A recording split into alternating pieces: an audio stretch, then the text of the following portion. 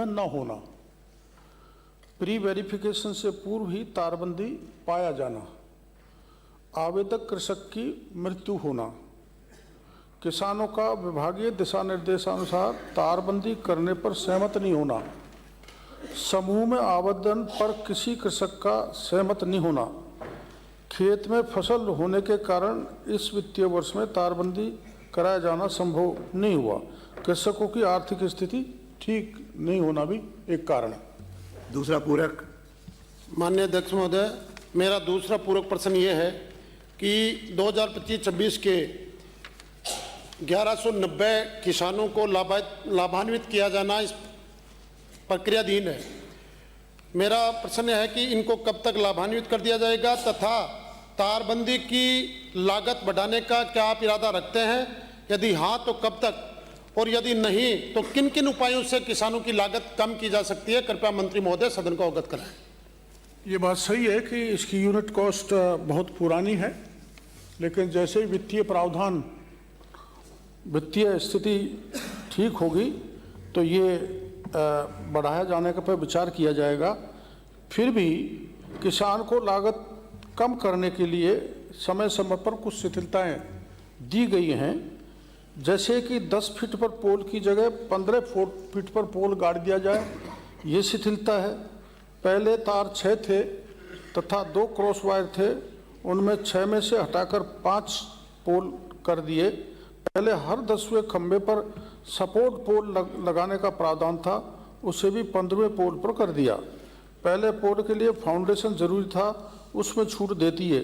पहले केवल chain link जाली पर अनुदान था, उसमें वर्तमान में नोटेड जाली अलाउ कर दी है, जिससे किसान को बहुत लागत में फर्क पड़ेगा। अगला प्रश्न है कि रेवत राम डांगा। प्रश्न संख्या 244। माननीय अध्यक्ष महोदय, मुझे मेरे प्रश्न का जवाब मिल गया है। मेरा पूरक प्रश्न यह है कि रिको औद्योगिक क्षेत्र के को आवंटित भूमि की लीज, डीड, कब्जा और नामांतरण की कार्रवाई कब तक पूरी हो जाएगी? माननीय मंत्री महोदय, कोई समय सीमा बताने की कृपा करें। माननीय मंत्री जी। अध्यक्ष महोदय, मैं माननीय सदस्य जो खींवसर से आते हैं उन्हें बधाई देता हूं कि वो अपने क्षेत्र में इंडस्ट्री लगाने के लिए चिंता कर रहे हैं। निश्चित रूप से हमारी सरकार तेज काम करती है। जनवरी के अंदर ही आवंटन हुआ था, 17 फरवरी को लीज डीड कंप्लीट हो गई है। ये एक प्रक्रिया है और इसमें डिमार्केशन होगा। ये प्रक्रिया जैसे ही खत्म होगी उसके बाद हम आगे की कार्रवाई करेंगे। दूसरा पूरक। माननीय अध्यक्ष महोदय, मेरा दूसरा पूरक प्रश्न यह है कि औद्योगिक इकाइयों को भूखंड कब तक आवंटित कर दिए जाएंगे? माननीय मंत्री महोदय, कोई समय सीमा बताने की कृपा करें। माननीय मंत्री जी। अध्यक्ष महोदय, माननीय सदस्य को मैं बताना चाहूँगा कि इस प्रक्रिया के तहत जब एक बार डिमार्केशन हो जाता है उसके बाद हम डेवलपमेंट करते हैं उस रिको के क्षेत्र का, और जो ही डेवलपमेंट हो जाता है उसके बाद हम आवंटन शुरू कर देते हैं, तो जल्दी ये प्रक्रिया होगी। धन्यवाद। प्रश्न है राम स्वरूप लांबा। माननीय अध्यक्ष महोदय, प्रश्न संख्या 245। माननीय मंत्री जी।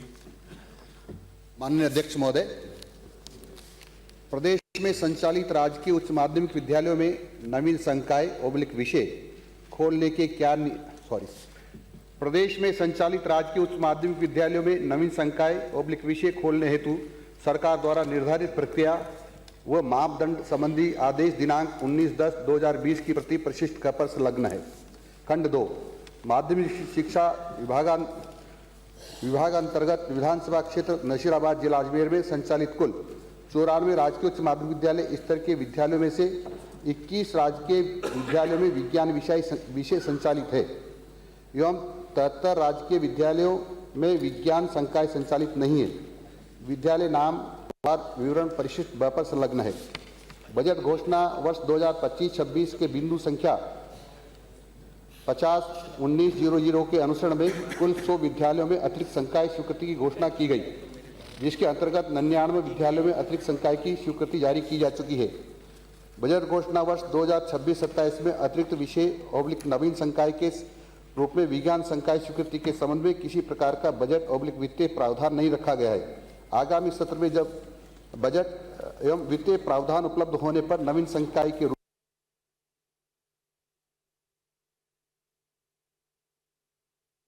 रूप में विज्ञान संकाय स्वीकृत किए जाने की कार्यवाही की जा सकेगी।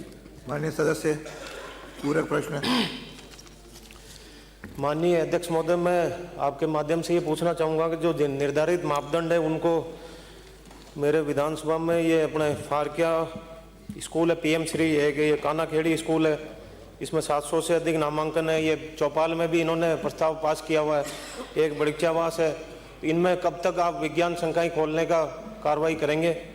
और दूसरा प्रश्न और है मेरा, इसमें यह है केसरपुरा जो पंचायत में पिछले वर्ष विज्ञान संकाय खोला गया, उसमें अभी तक पद सृजित नहीं किए गए और न ही लैब के लिए कोई बजट पास किया गया है, तो ये कब तक करवा देंगे और इसको सुचारू कब चालू करवाएंगे?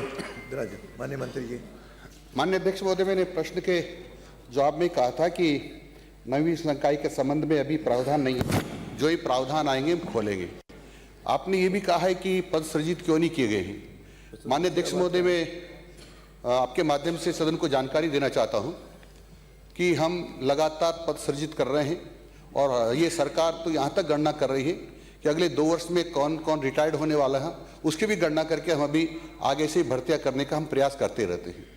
परंतु मैं आपको ये निवेदन करना चाहता हूँ, कांग्रेस के राज में इतने विद्यालय खोले, अंग्रेजी के बोर्ड लटका दिए, कोई पद सृजित नहीं किया गया। हजारों की संख्या में बच्चों को साथ अन्याय किया गया, 50,000 विद्यालय संकाय खोले लेकिन अन्याय किया गया। सारे के सारे बच्चों का भविष्य अंधकार में कर दिया गया। ये कांग्रेस ने शिक्षा का बंटाढार किया है, इतना बंटाढार किया है कि आज बच्चे दुख पा रहे हैं, परेशान हो रहे हैं। ये कांग्रेस ने सत्यानाश किया शिक्षा का। हो गया। अन्य अध्यक्ष महोदय, ये प्रश्नों काल है, जो प्रश्न उसी के उत्तर दें। महोदय, ये बंटाधार किसने किया सब जानते हैं। आप तो 2.25 साल का बताइए, कितने विज्ञान के आपने संकाय खोले, कितने पद आपने क्रिएट किए और कितने आपने पोस्टिंग की। बचे हुए 2 साल की मत बताना, 2 ही साल बचे हैं आपके, आगे तक की लेके चल रहे, अभी की बता दो। उत्तर अभी तक जब जो हमने खोले उसमें सब में प्रतिसर्जित किए हैं। अरे आप राजो, कहा बोलो ना, कहा अंकित नहीं, अंकित आप कहा कौन सा क्वेश्चन है माननीय मंत्री जी? बोलो ना, कहा पूरे प्रदेश में कितने पद खोले विज्ञान के, उसमें कितने पद सर्जित किए और कितने में पोस्टिंग की? ये अजमेर विधानसभा, नशीराबाद विधानसभा क्षेत्र का प्रश्न है। जब भी राजस्थान का प्रश्न आएगा मैं जरूर बताऊंगा। क्षेत्र का प्रश्न है, पहला नहीं गया है। प्रदेश का है सर। आप अगला प्रश्न लाइए, मैं बताऊंगा, मैं जानकारी दूंगा आपको। आपने शिक्षा का बंटाढार कर दिया, आपने बंटाढार कर दिया, सत्यानाश कर दिया। अरे ट्रांसफार्मर पैसे ले लेकर के लूटा आपने। ये माननीय सोजी गलत साहब बैठे, इन्होंने पूछा था मंत्री जी, हमारे शिक्षा मंत्री सनातन में रिश्वत लेते कि नहीं लेते, तो के सामने कहा ट्रांसफर में पैसे लेते हैं। ये माननीय सोजी गलत साहब बैठे, आप इसे पूछिए कहा था कि नहीं कहा था। माननीय सोजी गलत साहब, आप बताइए कि आपके शिक्षा मंत्री ट्रांसफर में पैसे लेते थे कि नहीं लेते थे? आपको ट्रांसफर में पैसे लेते थे, शिक्षा का बंटाढार कर दिया आपको विपक्ष मेरा अरे बता रहे हो, मैं तो आपके माध्यम से मेरा आग्रह क्या है। किया? अरे आप राजो, अध्यक्ष जी, आपके माध्यम से आग्रह है, मंत्री जी पॉलिटिकल भाषण खूब दें जिस दिन डिमांड इनकी आए ना। अब तो जो स्पेसिफिक पूछा है उसका जवाब दिला दीजिए। सदन को गुमराह कर रहे, खंड 1 में लिखा हुआ प्रदेश का क्वेश्चन और फिर कह रहे प्रदेश का क्वेश्चन ही नहीं है। कमाल करते हो आप। जो पूछा उसका जवाब दीजिए आप तो। राजो विज्ञान में हमने 970 में विज्ञान भी खोले थे, हमने संकाय खोले, उसमें 3,880 और दूसरी बार में 970 पद दिए हैं। 3,880 एक बार में दिए, दूसरी बार में 970 पद दिए राजस्थान भर में। आप तो सुनिए ना, 970 विज्ञान संकाय। अरे यही राजस्थान की बात कर रहा हूं मैं। अरे आप राजस्थान का पूछा जा रहे हैं, अब क्या चाहते हो आप स्पेसिफिक बता दो मंत्री जी। आपस में और नहीं, पर्ची आ गई आपके पास, हमने पर्ची आ गई, उसके बाद भी सही नहीं और बता पा रहे हो। पद दिए हैं। क्या दिया है बताना। क्या पूछना चाहते हो आप? पूछना चाहता हूं कि कितने आपने विज्ञान संकाय के पद की घोषणा की कितने पद क्रिएट किए और उसमें से कितने भरे? 970 हमने विज्ञान संकाय खोले, उसमें एक बार में 3,880 पद सृजित किए, दूसरी बार में 970 पद सृजित किए, और नशीराबाद में हम 6 संकाय खोले, उसमें 24 पद सृजित किए हमने। अरे आपने तो मंडा मार के 1 पद सृजित नहीं किया आपने। तो उत्तर आ गया ना। 50,000 विद्यालय खोले, संकाय खोले, विषय खोला, और अंग्रेजी माध्यम विद्यालय पर बोर्ड लटका दिया आपने। राज्य मंत्री जी, बोर्ड लटका दिए, ना आपने भवन दिया, ना आपने शिक्षक दिए, और सब इंटरनेट कर दिया आपने शिक्षा का। अध्यक्ष कांग्रेस राज्य में शिक्षा का बढ़ता भाग हुआ है। अरे आप राजो ने, आप राजो, माननीय राजो। अध्यक्ष महोदय, प्रश्न अध्यक्ष महोदय, श्री कैलाश चंद वर्मा। अध्यक्ष महोदय, केवल एक विधानसभा क्षेत्र का प्रश्न था, नहीं, प्रदेश पूरे में राजस्थान के बारे में पूछ लिया, उसका भी जवाब दे रहा है मंत्री। अरे प्रदेश है, उसका भी जवाब दे रहा है, आप सुनने को तैयार नहीं हो। सदस्य जवाब दे रहा है मंत्री, माननीय प्रदेश है, पढ़ लिया। अरे प्रदेश, सिर्फ विधानसभा का प्रश्न। माननीय सदस्य प्रदेश लिखा है, क्या हो गया? हाँ लांबा जी, माननीय मंत्री जी उत्तर दो। राजो, प्रश्न संख्या 246। सत्येंद्र महोदय आपको तो रोकना है, बोलने दीजिए। उत्तर आ गया। गलत है तो अलग नियमों में आ जाओ, गलत है तो मैं कार्रवाई करूंगा। इनको बोलने दीजिए। अरे नियमों में आओ तो सही, आओगे तो मैं माननीय अध्यक्ष महोदय, आओगे तो नियमानुसार हम करेंगे। माननीय अध्यक्ष महोदय, आओगे तो नियमानुसार बात करेंगे। माननीय अध्यक्ष महोदय, प्रश्न का खंड 1, राज्य सरकार द्वारा निदेशालय विशेष योग्यजन के प्रदेश में बजट घोषणा अंतर्गत स्कूटी वितरण किया जाता है। बजट घोषणा अंतर्गत मुख्यमंत्री दिव्यांग स्कूटी योजना संचालित है। योजना के दिशा निर्देश परिशिष्ट अ पर संलग्न है। इसके अतिरिक्त विधायक निधि कोष से भी स्कूटी वितरण का प्रावधान है। इसका विवरण परिशिष्ट ब पर संलग्न है। खंड 2, जी हां, विधायक कोष के अंतर्गत दिव्यांगों को स्कूटी वितरण किए जाने का प्रावधान है। उक्त योजना अंतर्गत विगत 5 वर्षों में विधायक कोष से बगरू में माननीय विधायक महोदय द्वारा स्कूटी हेतु की गई अनुशंसा तथा वितरित की गई स्कूटी का विवरण परिशिष्ट स पर संलग्न है। पूरक प्रश्न है। माननीय अध्यक्ष महोदय, मैं आपके माध्यम से मंत्री जी से जानना चाहूंगा कि मेरे द्वारा दिव्यांगों को स्कूटी वितरण के लिए प्रथम अनुशंसा जून 2024 में की गई। अधिकारियों ने समय के ऊपर स्कूटी नहीं देने से उस समय रेट बढ़ी।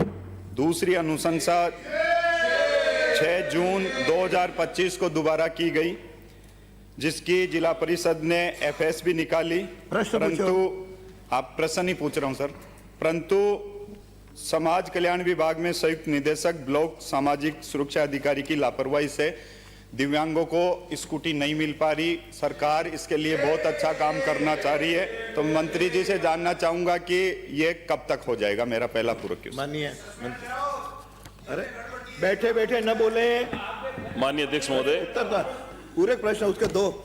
माननीय अध्यक्ष महोदय, जैसा बगरू से आने वाले माननीय सदस्य ने दिव्यांग स्कूटी के बारे में जो प्रश्न पूछा है कि ये दिव्यांग स्कूटी, माननीय अध्यक्ष महोदय, 2 ही प्रावधान है। एक मुख्यमंत्री बजट घोषणा। अरे ये प्रश्न काल में प्रश्न और उत्तर ही होते हैं, चर्चा नहीं होती। बजट के अंदर मुख्यमंत्री दिव्यांग स्कूटी योजना और विधायक निधि से दिव्यांगों को स्कूटी देने का प्रावधान है। जैसा माननीय सदस्य ने पूछा है कि आपके द्वारा और विगत 5 वर्षों का परिशिष्ट ब पर संलग्न है, मैंने उत्तर दिया है। लेकिन आपने 20 स्कूटी के लिए जो अभिशंसा की थी, माननीय अध्यक्ष महोदय, विधायक निधि जिला परिषद के द्वारा स्वीकृत किया जाता है। उसके बाद मैं आपको बताऊं कि 20 स्कूटी का हमारे पास विधायक कोष से अभिशंसा की दिनांक 6/6/2025। उसके बाद हमने टेंडर कर दिया 6/2025 को, और कार्य आदेश हमने दे दिया था 14 जुलाई 2025 को। लेकिन जो सूची विभाग को मिली है उसमें से 20 में से 17 दिव्यांगों को स्कूटी के लिए आवेदन प्राप्त हुए। उसमें से 15 दिव्यांगों के जो सर्टिफिकेट होते हैं वो अपूर्ण थे, क्योंकि उनके पास में ड्राइविंग लाइसेंस नहीं था। बिना ड्राइविंग लाइसेंस के सरकार स्कूटी वितरण नहीं करती है। सिर्फ 2 के दस्तावेज हमें प्राप्त हुए। अब जिन 20 स्कूटी का आप निवेदन कर रहे हैं माननीय अध्यक्ष महोदय, तो मैं आपके माध्यम से माननीय सदस्य को बताना चाहूंगा कि हमारे बगरू से माननीय सदस्य का जन्मदिन है 30 जून 2026 को 41वां। मैं आपको आश्वस्त करता हूं कि 41वां जन्मदिन 30 जून को आपके 20 स्कूटी का वितरण विभाग के द्वारा करवा देंगे। अगला प्रश्न है। अरे मेरा तो कंप्लीट पूछो। अध्यक्ष जी, माननीय अध्यक्ष जी, मेरे को पता है कि गहलोत साहब आए हुए हैं तो दोनों में कंपटीशन चल रहा है, ज्यादा कौन। आप अपना प्रश्न पूछो। मगर प्रश्न पूछो। पर्सन पूछ रहा हूँ मैं मैं पर्सन। अरे आप तो बैठ जाओ, आप चीज के अंदर ऐसे करते हो, आप बैठ जाओ ना। मुझे लगता है कुछ माननीय मंत्री जी आपका प्रश्न नहीं है। मेरा सबसे आग्रह है, प्रश्न का ठीक चल रहा है, जो नियम है उसके अनुसार चल रहा है तो उसमें चलने दे, बीच में व्यवधान न डालें। हाँ, दूसरा पूरा। माननीय महोदय के जवाब से मैं अध्यक्ष महोदय संतुष्ट हूँ। सरकार बहुत अच्छा काम करना चाह रही है, ये बात बिल्कुल सही है। मगर बीच के अंदर अगर ऐसा कोई व्यवधान अधिकारी करते हैं तो हमारी सरकार वैसे भी जीरो टॉलरेंस के ऊपर काम करना चाह रही है। मेरा दूसरा पूरक क्वेश्चन है, एक तो ये संबंधित जिन भी अधिकारियों ने इसमें लापरवाही की है, क्या हम इनके ऊपर कार्रवाई का विचार रखते हैं? दूसरा, विधायक कोष से जो आपने अभी जवाब दिया, ये जवाब भी मेरे को मिल गया कि हम 30 जून तक इनको वितरण कर देंगे। राज्य सरकार द्वारा वर्तमान में दिव्यांगों के लिए घोषणा की गई है, क्या अगर ये की है तो कितनी, और नहीं की है तो क्या सरकार आने वाले समय के अंदर दिव्यांगों के लिए कोई अच्छी घोषणा करने का विचार रखती है क्या? माननीय अध्यक्ष महोदय, राजस्थान प्रदेश के यशस्वी मुख्यमंत्री आदरणीय भजनलाल शर्मा जी ने सरकार के पहले ही बजट में 2000 दिव्यांगों के लिए स्कूटी का बजट अनाउंसमेंट था। सारी स्कूटियां वितरण की जा चुकी है। उसके बाद 25-26 में जब एप्रोप्रिएशन बिल पर रिप्लाई था, उस समय हमने उसको बढ़ा करके 2500 किया। उसमें से 2450 स्कूटी वितरण की जा चुकी है। 50 स्कूटी सिर्फ इसलिए है कि विधायक और जनप्रतिनिधि जो हैं उनकी जो डेट है उनकी उपस्थिति में वितरण कराना चाह रहे हैं, वो 50 भी 31 मार्च से पहले वितरण कर दी जाएगी। दूसरा, इस बजट के अंदर भी मैं आपको आश्वस्त करता हूं कि पिछली बार भी माननीय मुख्यमंत्री महोदय भजनलाल शर्मा जी ने दिव्यांगों के साथ सिंपैथी रखते हुए एप्रोप्रिएशन बिल पर 2500 स्कूटी घोषणा करी थी। इस बार भी हम लोग प्रयास कर रहे हैं कि हमारे जो माननीय मुख्यमंत्री महोदय 27 तारीख को रिप्लाई करेंगे, उसमें दिव्यांग जनों के लिए खुशखबरी आएगी और दिव्यांग स्कूटी की घोषणा भी उस समय होने की संभावना है। अगला प्रश्न फूल से। बहुत बहुत धन्यवाद। पिछले में आप बोल लिया से जुड़ा हुआ इनका क्या लेन देना है? बताऊं क्या लेना देना है? थोड़ी है, मजाक बना रखा है, क्या लेना देना है? आपने मजाक बना रखा है। बगरू का प्रश्न है, सिर्फ बगरू का। बताऊं क्या आपको? आपका क्या लेना देना उससे? क्या बात होगी? मेरा काम है, आपको बैठो, आप राजो, ये इनका काम है। इनको जब मैंने दिया, अभी पिछला प्रश्न हुआ ही है। बोलने का आप कैसे बोल रहे हो? फिर आप किस अधिकार से बोल रहे हो? आप काहे के लिए? नहीं अध्यक्ष महोदय, हर प्रश्न ये बार बार मुझे टोकना, आपकी व्यवस्थाओं पे क्वेश्चन उठाना है। और मैं फिर कह रहा हूं, आप इस प्रश्नकाल को खोल दीजिए, पूछने दीजिए सबको, इनको भी पता चल जाए। मेरे को पूछने का शौक नहीं है। पूरा प्रश्न पूछने के लिए नहीं, इनसे पूछ लीजिए। इनके सदन के नेता कहते हैं बंद भी आपने ही किया था सीपीडब्ल्यूसी के टाइम में, आपने ही बंद किया था, हमने नहीं किया। ये स्कूटी का जो मामला, फिर खड़े हो रहे बीच में चलाना है तो बात अलग है। स्कूटी का जो मामला है पूरे प्रदेश का ही आता है सर। बात यह है, माननीय सदस्य ने भी कहा कि समय पर वितरण नहीं होने से इनकी राशि बढ़ गई, लागत बढ़ गई। उस लागत का जिम्मेदार कौन है? किस अधिकारी पर आप कार्रवाई करेंगे, ये बताइए ना, इस पर बताइए आप। माननीय मंत्री जी, मुझे ऐसा लगता है कि राजस्थान के पूर्व मुख्यमंत्री महोदय आए तो दोनों नेताओं के बीच में जमकर कंपटीशन हो रहा है कि आप तो जवाब दे दो, बैठिए, जवाब दे दो, बैठिए, जवाब दे दो, बैठिए, जवाब दे दो। ज्यादा तेज आवाज से कुछ नहीं होता है। जवाब दे दो, ये पॉलिटिकल जवाब नहीं चलेगा। हर तरीके से एलिगेशन काम नहीं आएगा। ये क्या मतलब हो गया? एलिगेशन काम नहीं आएगा। क्या मतलब हो गया? मजाक बना रखा है, मैं जवाब दे रहा हूँ ना, मजाक बना रखा है, जवाब दे रहा हूँ आपको। ये जवाब है। ज्यादा तेज आवाज से झूठ सच नहीं होता कभी भी। आप भी बताओ, ज्यादा तेज आवाज से झूठ सच नहीं होता कभी भी। समझ में आ जाएगा उत्तर में उसका। जब 2 साल बना, 5 साल बना तो बेच ही नहीं हुई है। और आज आप जोर से बोल रहे हो। अध्यक्ष जी, मैं बोल रहा हूँ ना, मैं दे रहा हूँ। मंत्री जवाब दे, मैं दे रहा हूँ आपको। ये हम पे उंगली उठाते हैं। मैं दे रहा हूँ आपको। मंत्री जवाब क्यों नहीं देते? महोदय, मैं जवाब दे रहा हूँ। मैं जवाब दे रहा हूँ, बैठिए आप। गहलोत साहब आगे मैं आपको 20-21 से लेकर 25-26 का जवाब दे रहा हूँ। विधानसभा का मैं 20-21 से 25-26 का जवाब दे रहा हूँ। ज्यादा तेज आवाज बोलने से झूठ सच नहीं होता कभी भी। दे रहा हूँ ना, दे रहा हूँ ना, बैठिए आप। बैठिए। माननीय अध्यक्ष महोदय, 21-22 में माननीय अध्यक्ष महोदय, बैठिए, अरे भाई बैठो एक बार, बैठो एक बार, बैठो, बैठिए, मैं दे रहा हूं। 21-22 में सरकार आपकी थी, 2000 स्कूटी आपने वितरण करी, रेट थी 80,929। अरे मैं दे रहा हूं, मैं दे रहा हूं आपको, बैठिए, मैं दे रहा अरे वो हूं, भी मैं दे उत्तर रहे दे रहा हूं हैं। आपको, अरे वो भी मैं आप- उत्तर दे रहा वो तो हूं सही। मैं उत्तर दे रहा आप हूं सुनने का मूड नहीं है तो आपको, उत्तर बता दे रहा हूं दो। पहले आपको। सही। जब आपकी पिछली सरकार की बात आएगी, आपको तकलीफ होगी, इसलिए मैं बता रहा हूं। आपने पूछा इसलिए जवाब दे रहा हूं, आप सुनिए। और ये आपके समय का है। 2021-22 में रेट थी 80,929 रुपए। 22-23 में चर्चा तो आप ही कर रहे वही हो। स्कूटी की रेट बढ़कर हो गई 86,929 आपके रुपए। नेता का है, आपके नेता ने 22-23 माननीय अध्यक्ष महोदय, माननीय अध्यक्ष महोदय, कंपटीशन हो रहा है हर एक में, ये नहीं। आज इनमें जमकर कंपटीशन होगा, मैं पहले ही बता दिया। 21-22 में 80,929 रुपए एक स्कूटी की रेट, 22-23 में बढ़कर हो गई 86,929, 23-24 में फिर 85,929, 24-25 में 99,000, 25-26 में 91,000। हर साल जो रेट बढ़ती है वो ऑनलाइन टेंडर होता है, ऑफलाइन टेंडर नहीं होता है। उसमें से बिड की टर्म एंड कंडीशन होती है। पूरे राजस्थान का या बाहर का कोई भी फर्म आती है, स्कूटी के अंदर ऑनलाइन एप्लीकेशन लगाती है, L1 जो आता है उसको हम लोग टेंडर देते हैं। और पूरे राजस्थान में यही प्रक्रिया जो आपके समय चल रही थी वही हमारी सरकार के समय चल रही है। इसलिए मैं कह रहा हूं किसी भी अधिकारी की इसमें कोई भूमिका नहीं होती है। ऑनलाइन टेंडर होता है, ऑनलाइन टेंडर होता है। ऑनलाइन टेंडर में कोई भी फर्म आती है जो इसमें एलिजिबल है, उसमें वो ऑनलाइन एप्लीकेशन लगा सकती है और जो सबसे कम रेट आएगी उसको हम लोग देंगे। एक उदाहरण में छोटा सा और बताता हूं माननीय अध्यक्ष महोदय, हमारे माननीय मुख्यमंत्री महोदय ने मस्कुलर डिस्ट्रोफी के लिए पहली बार 1 लाख रुपए तक इलेक्ट्रिक व्हील चेयर का बजट में घोषणा करी। हमने 69,000 में दिए, L1 69,000 की थी। किसी भी प्रकार की मिलीभगत नहीं होती है। इसलिए मैं कह रहा हूं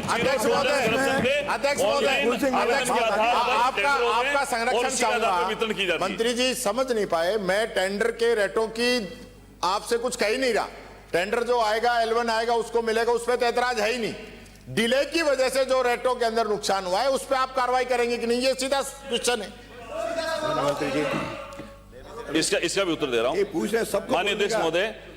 माननीय अध्यक्ष महोदय, ऐसा होता है कि किसी भी दिव्यांग जन को स्कूटी का वितरण होता है तो उसमें ड्राइविंग लाइसेंस कंपलसरी होता है। जिन लोगों की सूची हमारे पास में आती है उसके दस्तावेज सत्यापन के बाद ही हम लोग देते हैं, चाहे मुख्यमंत्री दिव्यांग जन स्कूटी हो चाहे MLA लेड की हो। अधिकारी का पूछ रहे हैं, मैं बता रहा हूं उसका। ये जो बता रहा है किसी भी अधिकारी की इसमें कोई मिलीभगत नहीं है, सिर्फ और सिर्फ दस्तावेज की प्रक्रिया पूरी नहीं थी। किसी दिव्यांगजन को स्कूटी देंगे उसका ड्राइविंग लाइसेंस आवश्यक है, आपको ही पता है।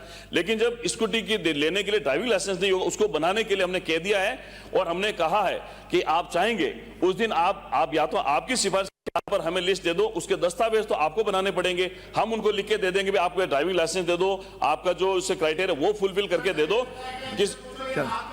चलिए अगला प्रश्न 15 दिन में बन जाता है ड्राइविंग लाइसेंस। वो एप्लीकेंट जिसको स्कूटी प्रश्न संख्या 247। माननीय मंत्री जी,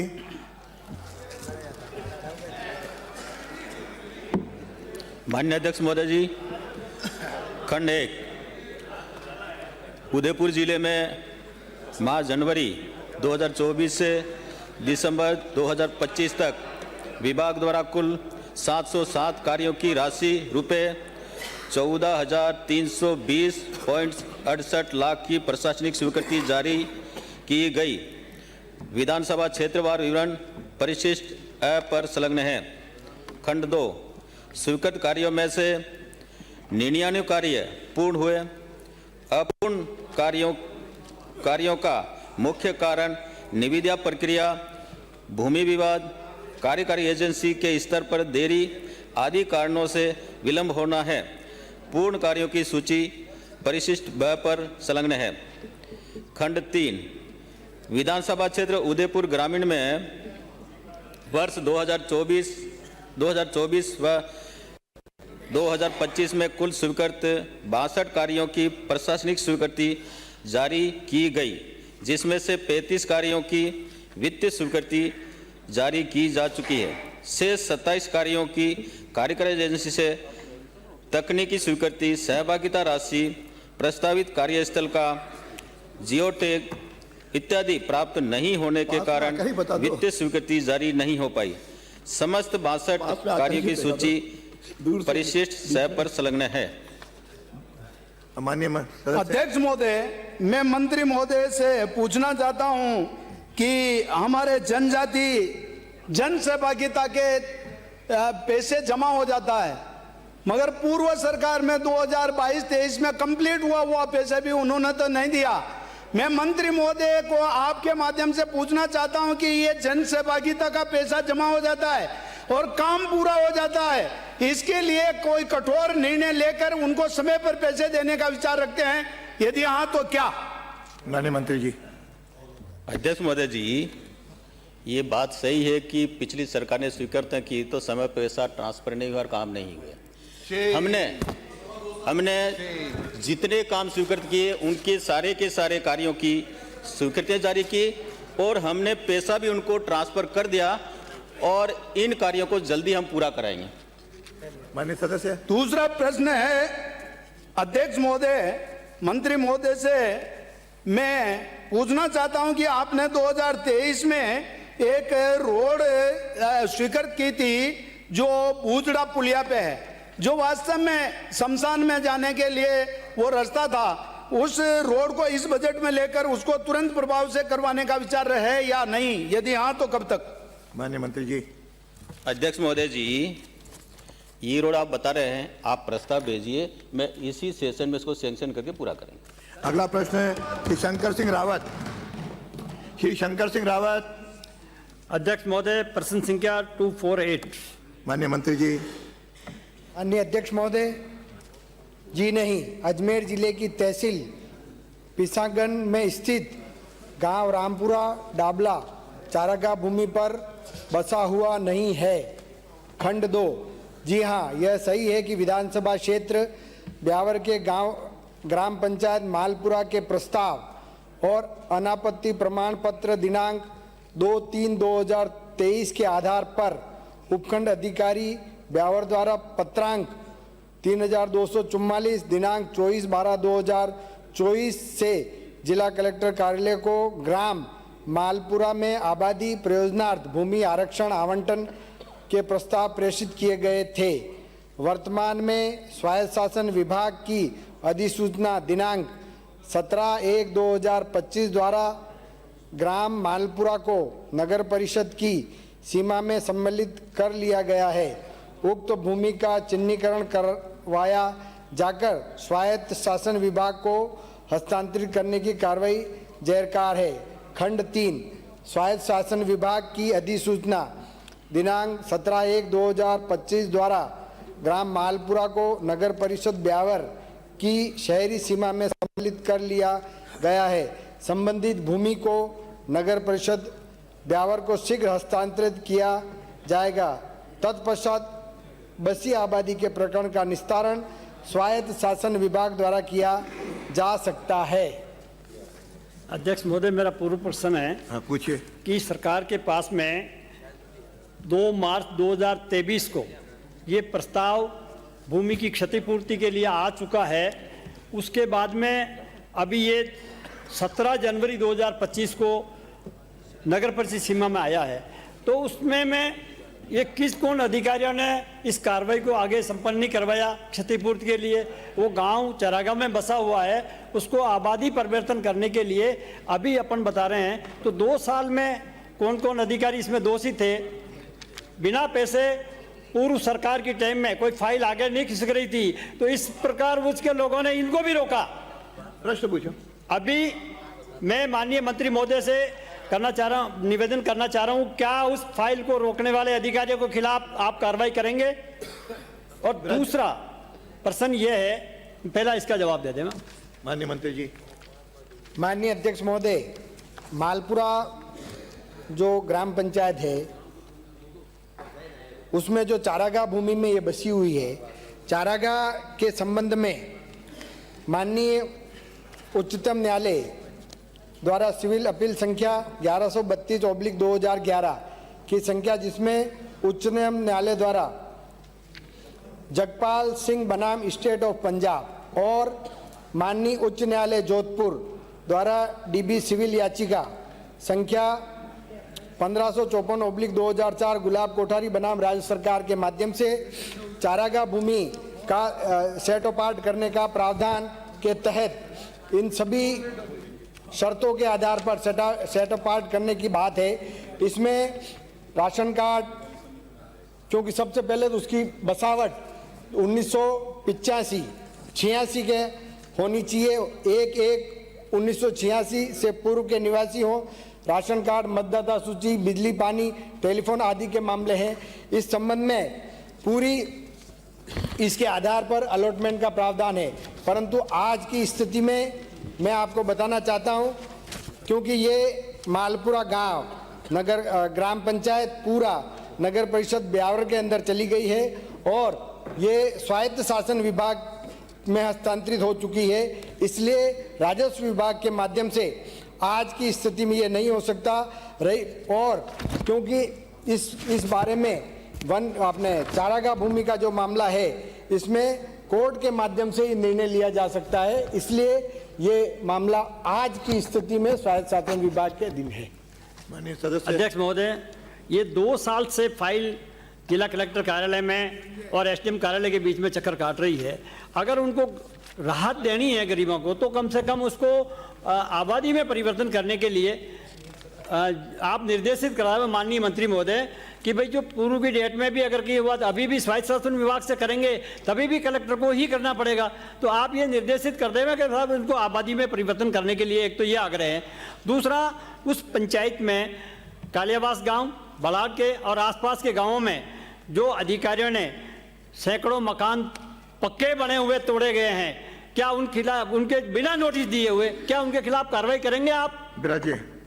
माननीय अध्यक्ष महोदय, माननीय सदस्य ने जो कहा है कि संबंधित गांवों की वो बात बता रहे हैं कि वहां पर अतिक्रमण तोड़ा गया है, इस स्थिति की पूरी जांच करके मैं आपको इस पूरी जानकारी देने का काम करूंगा। क्या स्थिति है, वो मकान चारागाह में है, बिलानाम में है, वन विभाग में है, इसकी पूरी विभाग द्वारा जांच करके।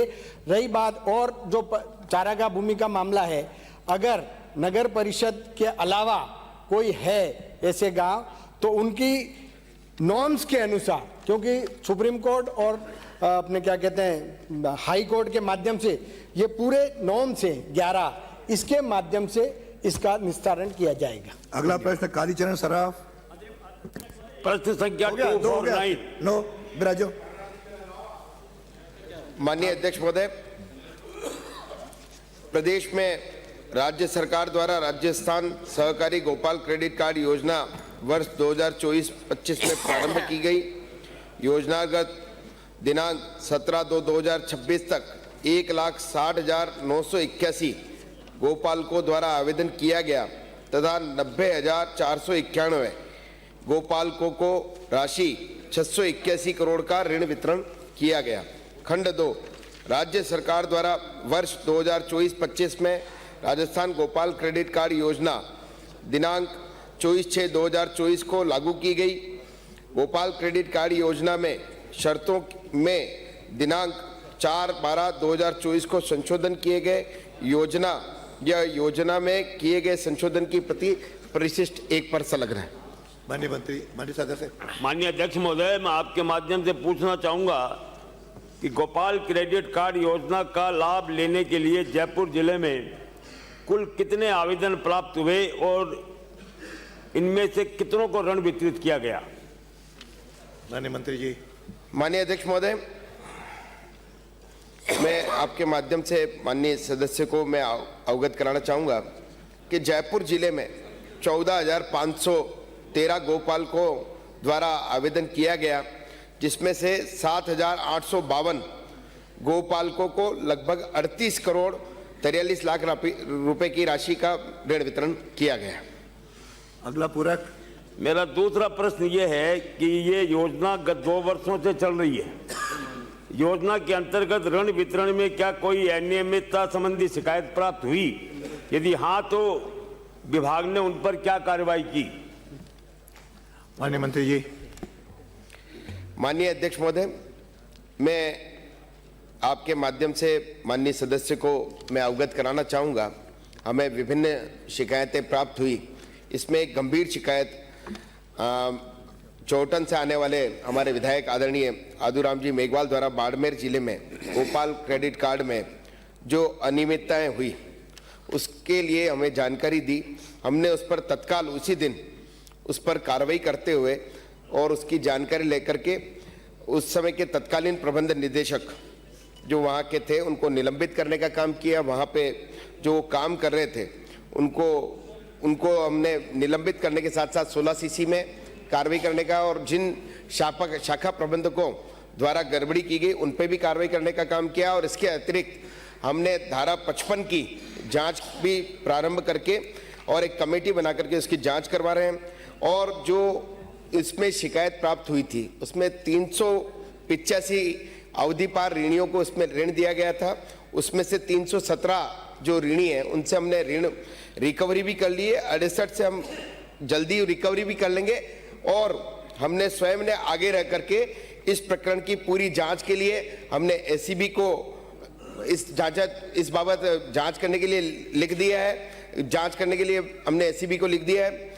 और मैं माननीय अध्यक्ष महोदय आपके माध्यम से सदन को ये जानकारी देना चाहूँगा कि हमने इस गोपाल क्रेडिट कार्ड योजना में जो भी लाभार्थी हैं उनके साथ अगर किसी भी प्रकार की कोई अगर गलत राशि लेता है DOIT से 181 से हमने एक फीडबैक का भी हमने इसमें काम चालू किया है, ताकि जितने भी लाभार्थी हमने 90,000 जो लाभार्थी हैं उन सबको हम कॉल करके उनसे फीडबैक ले रहे हैं। जहां से भी अगर हमें कोई जानकारी मिलती है कि यहाँ किसी लाभार्थी जो है गोपालन कार्ड लेने वाला जो लाभार्थी है उसके साथ अगर किसी भी प्रकार की कोई अगर चीटिंग करता है, किसी प्रकार से गलत राशि ले लेता है, अगर सेवा के नाम से या किसी भी प्रकार का कोई शुल्क ले लेता है, तो उस पर हमने लगातार उस पर एनालिसिस कर रहे हैं। और जहां भी जिस तरह की कोई इस तरह की अनियमितता दिखती है उस पर हम कार्रवाई करने का काम कर रहे हैं। डॉक्टर दयाराम। प्रश्न संख्या 250। माननीय मंत्री जी।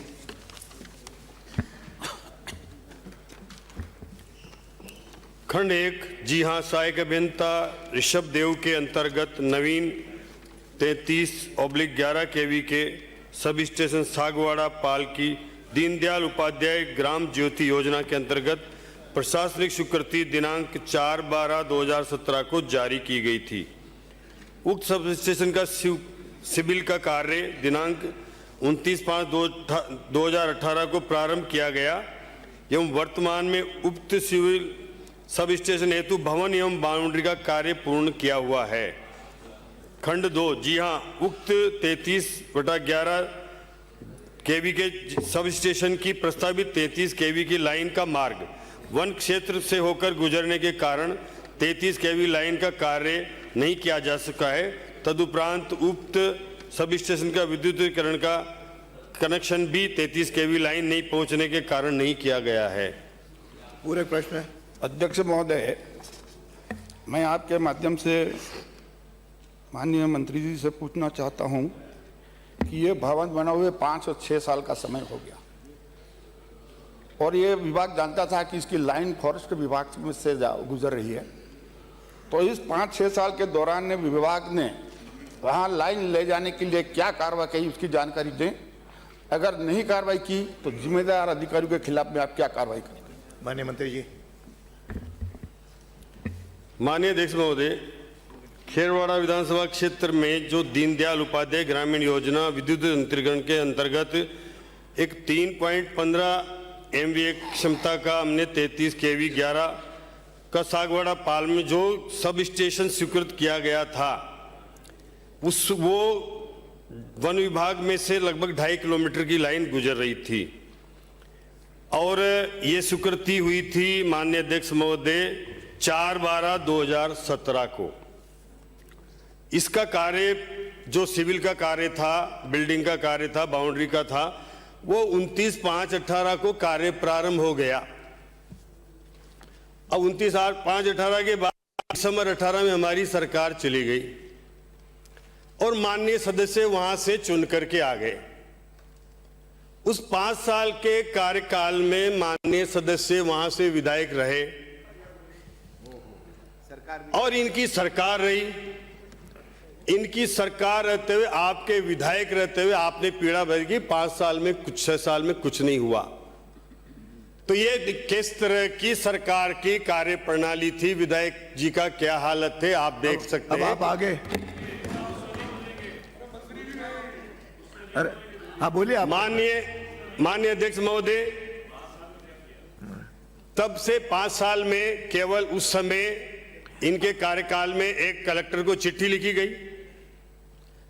वन विभाग को एक पत्र लिख दिया गया कि इसकी एनओसी दें।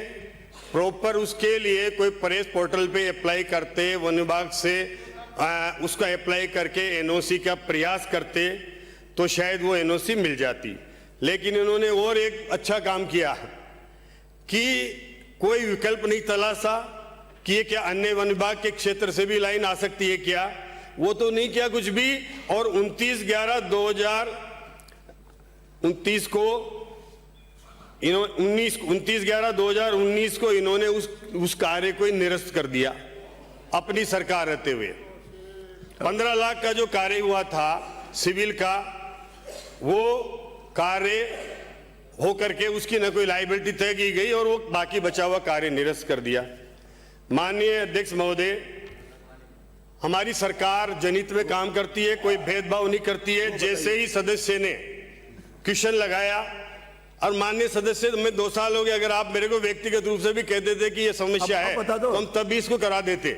लेकिन आपके प्रश्न आते ही मैंने अधिकारियों को निर्देशित किया और अधिकारियों को निर्देशित करके, और ये जो बाकी काम सिविल का हुआ था उसकी उपयोगिता भी सिद्ध हो जाए, वो जीएसएस बन जाए, इसके लिए कार्रवाई प्रारंभ की जाए। मैं आपको बताना चाहूंगा कि 2169 कार्य क्रमांक के द्वारा 20/6/2026 को 4,74,00,000 की स्वीकृति हमने जारी कर दी है और उसको वन विभाग नहीं आ रहा है। बिना वन विभाग के वो जीएसएस बन जाएगा। ये हमारी कार्य प्रणाली भजन लाल जी की सरकार है जो इस तरह से कार्य कर रही है, बिना भेदभाव के कार्य करती है। माननीय सदस्य महोदय, अगला पूरक। माननीय अध्यक्ष जी, मेरा प्रश्न था कि विभाग की ओर से लाइन वन विभाग से जाने से लेके क्या कार्रवाई की, तो आप वो जवाब तो नहीं दे रहे हैं। आप मेरे को पूछ रहे हैं आपने 5 साल रुपए स्वीकृत कर दिए। ये कौन सा जवाब मैं पूछ कह रहा हूँ? मैं ये पूछ रहा हूँ कि आपने इतने सालों में, चलो आप पहले वाले छोड़ दिए, 2 साल में आपने क्या कार्रवाई की वो बता दो मेरे को। Very good, very good. 2 साल में क्या क्या वो बताओ। 2 साल का। माननीय मंत्री जी, माननीय अध्यक्ष महोदय, आपकी सरकार थी, उस समय कार्रवाई जो भी नहीं हुई उसके लिए तो आपने उस समय कार्रवाई करनी थी। आपके इस समय कार्रवाई करनी थी। इन्होंने केवल 2 पत्र, एक कलेक्टर को पत्र लिखा, एक वन विभाग को पत्र लिखा और इतिश्री कर ली। हमने उसको स्वीकृत करा के उसकी उपयोगिता की। अब पता नहीं, मुझे लगता है दीनदयाल जी उपाध्याय ग्रामीण जीवन ज्योति योजना के तहत ये था, या तो दीनदयाल जी से समस्या थी या क्या था, क्यों नहीं बनाना चाहते थे। अब ये तो ये जाने सरकार इनकी थी उस समय पर, हमने हमारा काम कर दिया है। माननीय अध्यक्ष जी, दीनदयाल जी से इतना ही प्यार था तो बना के ही जाते ना। 15 लाख रुपए 4 दीवारी का देकर चले गए और नाम हमारे ऊपर। आपने जब सैंक्शन किया था तो वन विभाग भी आपका ही था उस समय, तो वन विभाग की परमिशन देके जाते। चर्चा नहीं, सवा दो चर्चा। उल्टा इतने सीनियर विधायक हैं, उन्होंने कलेक्टर को लिख दिया और फॉरेस्ट वालों को लिख दिया। इससे ज्यादा क्या तारियां खींचते क्या? काम आपका है, आप जल्दी करा दो इसको। मैं आपका जवाब देता हूं। माननीय नेता प्रतिपक्ष जी, जब ये कार्य स्वीकृत था, एक प्रोजेक्ट था, प्रोजेक्ट के तहत कार्य स्वीकृत हुआ, कार्य सिविल का प्रारंभ हो गया और लाइन जब वन विभाग से निकलने के लिए समस्या आई तो उस समय सिविल कार्य चल रहा था। चलते चलते फिर आपकी सरकार आ गई, तो ये हमारा तो समय ही नहीं रहा ना। उस समय जब ये स्वीकार हुआ तो आपकी सरकार के समय कार्रवाई होनी थी। के समय में पूरा हो गया क्या? मई 18 में पूरा हो गया था, आपकी सरकार थी जब। अरे भाई, आपने बताया नहीं, वन विभाग का था। अब तो आप जल्दी करा देना इसको, छोड़ो साहब। ये 29/5/2018 को कार्य शुरू किया था, तब तक दिसंबर में आप आ गए। अब ये कार्रवाई तो आपको करनी थी ना। हो गया। अगला प्रश्न चेतन पटेल कोलाना। हो गया, आपके 2 हो गए। उत्तर भी आ गया। धन्यवाद अध्यक्ष महोदय। उत्तर भी आ गया। 1 मिनट, आप क्या पूछना चाहते हैं? आगे क्या होगा ये तो पूछो। हाँ, 1 मिनट। अब कब तक हो जाएगा? अब कब तक कार्रवाई हो जाएगी उसका कनेक्शन करने की? ठीक, माननीय मंत्री जी, ये बता कब तक हो जाएगा? माननीय अध्यक्ष महोदय, इसको अब 2017 से स्वीकृत था, हमने ये स्वीकृत कर दिया है और मैं आपको विश्वास दिलाता हूं कि अगले वित्तीय वर्ष जो आने वाला है उसके पहले ये बन जाएगा। चलिए, अगला प्रश्न चेतन पटेल कोलाना। धन्यवाद अध्यक्ष महोदय। मेरा जो पूछे गए प्रश्न का उत्तर नहीं दिया गया। मैंने पूछा है कि कारणों से अवगत करवाया, संख्या वो नहीं करवाया। कब तक भुगतान। माननीय सदस्य, पहले तो बताओ उत्तर आ गया है? प्रश्न संख्या 251। हाँ माननीय सदस्य मंत्री जी, उत्तर मिल गया है? उत्तर मिल गया। उत्तर मिल गया तो बिराजे। पर अधूरा है, पूरे अधूरा उत्तर है। पूछो। जो मैंने पूछा कारणों से अवगत करवाए वो नहीं करवाया, भुगतान कब तक हो जाएगा वो नहीं बताया। उसमें बता दिया कि प्रक्रियाधीन है, शीघ्र हो जाएगा, तो शीघ्र नहीं, इसका एक समय सीमा बताए। और अब मैं जो पूरक प्रश्न पूछ रहा हूं उसमें ही आप इसका जवाब भी दे दीजिएगा। महात्मा गांधी नरेगा योजना अंतर्गत प्रदेश में विगत 2 वर्षों में ऐसे कितने लाभार्थी है जिन्होंने कैटल शेड का निर्माण करने के बाद भी भुगतान नहीं हुआ? भुगतान किन कारणों से लंबित है और भुगतान कब तक कर दिया जाएगा? एक समय सीमा से अवगत करवाते हुए संपूर्ण विवरण सदन की मेज पर रखें। माननीय मंत्री जी। माननीय सदस्य, भुगतान पेंडिंग है पीपलदा विधानसभा क्षेत्र में कैटल शेड का बकाया। सर प्रदेश में आपने प्रदेश का पूछा? प्रदेश का पूछा है सर। हाँ, तो प्रदेश के भी वही कारण है। समस्या पीपलदा की है, पीपलदा, लेकिन प्रदेश। हाँ तो उसमें संख्या पूछी है, कैटल शेड का निर्माण कितने 2 वर्षों में किया गया, संख्यात्मक है। बाकी क्यों नहीं हुआ ये सारा प्रश्न आपके पीपलदा का है। मेरा पीपलदा भी प्रदेश में आता है। प्रदेश के भी बता देता हूँ, बताइए जितना बता सकते बताइए। आपका यहाँ का तो पीपलदा का तो 30 है और कोटा जिले में कैटल शेड की स्थिति बकाया की 148 है और राज्य की है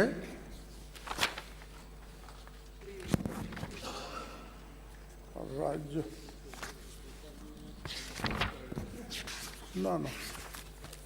राज्य का मैं आपको दे दूंगा, मेरे पास जिले का है और पीपलदा का है। और प्रदेश में कैटल शेड है, प्रदेश में जो आपको भी लेना पड़ेगा उनके साथ। प्रदेश में, हाँ प्रदेश में 1183 लोग आपका भी नाम ले रहे हैं, मैं क्या करूं। और भुगतान शेष है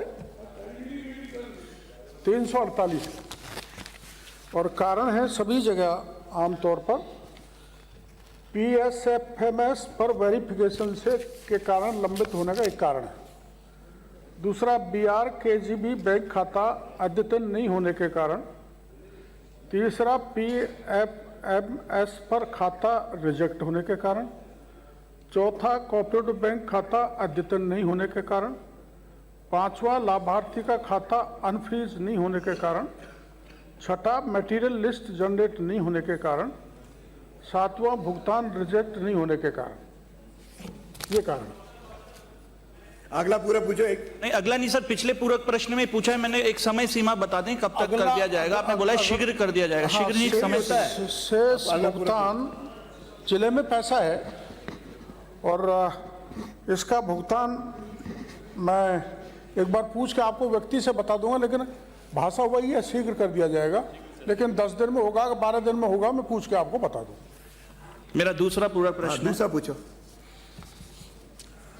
ये प्रधानमंत्री आवास को लेकर जो है, पीपलदा विधानसभा की पंचायत समिति सुल्तानपुर में ऐसे 604 केस है और इटावा पंचायत समिति में 3662 केस है जिनकी द्वितीय किश्त के भुगतान के लिए प्रस्ताव विभाग को भेजे गए हैं।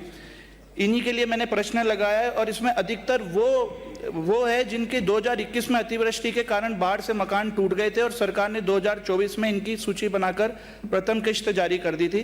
अब इनमें से अधिकतम की दूसरी किश्त दासा डलने तक का पूर्ण कार्य होने के बाद भी लंबित है। 2021 से 2026 आ गया, ये बाढ़ पीड़ित परेशान है। इन्हें कब तक दूसरी किश्त का भुगतान कर दिया जाएगा, समय सीमा से आप अवगत करवाएं। और सर एक मिनट, एक छोटा सा निवेदन और कि ये जो SNA जो है स्टेटमेंट नोडल अकाउंटेंट, इसके तहत भुगतान प्रक्रिया के सरलीकरण किया जाता है तो लाभार्थियों को समय पर भुगतान नहीं मिल सकता। छोटी छोटी कागजी गलती पर समय अधिक लगता है तो प्रक्रिया जटिल है, इसको भी आप सरलीकरण करने का कष्ट करें। माननीय मंत्री जी। आप चाहते हो कि जो भुगतान है पेंडिंग वो हो जाए जी। ये दरअसल में इसमें डुप्लीकेसी आ गई। 134 लोग ऐसे हैं जिन्होंने ग्रामों में भी भर दिया और शहरों में भी भर दिया, तो वो रिजेक्ट होंगे 134। अपने प्रथम किस्त जारी हुई 8060 की। प्रथम किस्त जारी में 200 रह गए थे उसका कारण था आधार बैंक खाते से मैपिंग नहीं हो रही थी और वही PMFS सत्यापन तकनीकी कारण से और प्रक्रियाधीन है 66। तो इसमें लाभार्थी का बैंक खाता आधार से मैप करने में लाभार्थी के सहयोग हेतु राज्य सरकार ने कलेक्टर्स को लिख दिया है और कलेक्टर ने नीचे के स्तर पर वीडियोज को कह दिया है ताकि ये उनको सहयोग करके मैपिंग कराएंगे।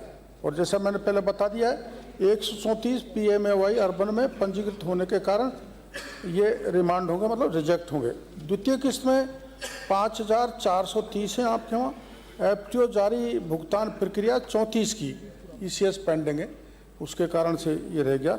लाभार्थी द्वारा दासा स्तर तक निर्माण कार्य पर ये राशि आप जानते हो देय होती है और अगली छत पे जो लेंटल होता है उस लेवल पर देय होती है। उस लेवल पर जो भी काम कर देंगे उनका भुगतान कर दिया जाए। अगला प्रश्न श्री प्रतापपुरी। प्रश्न संख्या 252। मंत्री जी, मैं आपकी जानकारी में लेके आऊंगा कि ये यहीं पे ही नहीं, बहुत जगह सेकंड किस्त के लिए और स्वीकृति के लिए लोग घूमते हैं। जैसे PMFS पोर्टल की आपने बात कही, किसी का आधार का, किसी के खाते का, तो एक अभियान चला के ग्राम पंचायतों को निर्देश देकर इसको कंप्लीट ही करा देना, लोग रोज रोज परेशान नहीं हो। आपका सुझाव नोट कर लें। अगला प्रश्न प्रतापपुरी, आप कुछ कहेंगे क्या? हाँ, LOP का सुझाव ठीक है और हमने इनको प्रोग्रेस देने की दृष्टि से स्टेट ने कलेक्टर्स को लिख दिया। कलेक्टर नीचे जो ग्राम सचिव वीडियो वो इनसे लाभार्थियों से संपर्क करके उनको जो फॉर्मेलिटीज़ हैं उनको पूरी करा रहे ताकि ECS की पेंडिंग नहीं हो। और इनका सुझाव मेरे को पसंद आया, इसमें हम विशेष अभियान भी चला देंगे। प्रतापपुरी। अध्यक्ष जी, प्रश्न संख्या 252 मुझे उत्तर मिल गया है, मैं पूर्व पूछ सकता हूँ।